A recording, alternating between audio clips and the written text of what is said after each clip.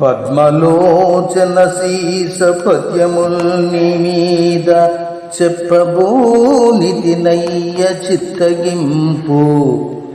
గణయతి ప్రాస లక్షణముంజుడను లేదు, పంచకావ్య శ్లోక పఠన లేదు.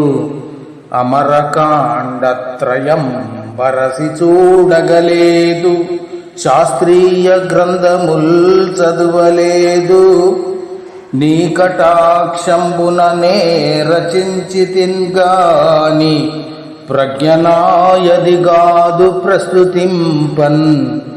తప్పుపడనేమి సద్భక్తి తక్కువవునే, చెరుకునకు వంకపోనేమి చెడునె తీపి.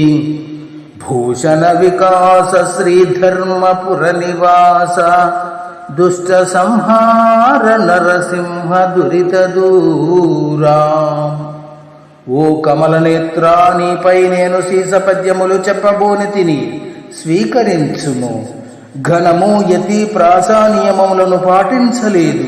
నేను పంచకావ్యములను అమరములను శాస్త్ర గ్రంథములను చూచిన వాడను గాను. నీ దయాబలముతో వ్రాసి తినే గాని ఈ ప్రజ్ఞ నా ప్రజ్ఞ కాదు.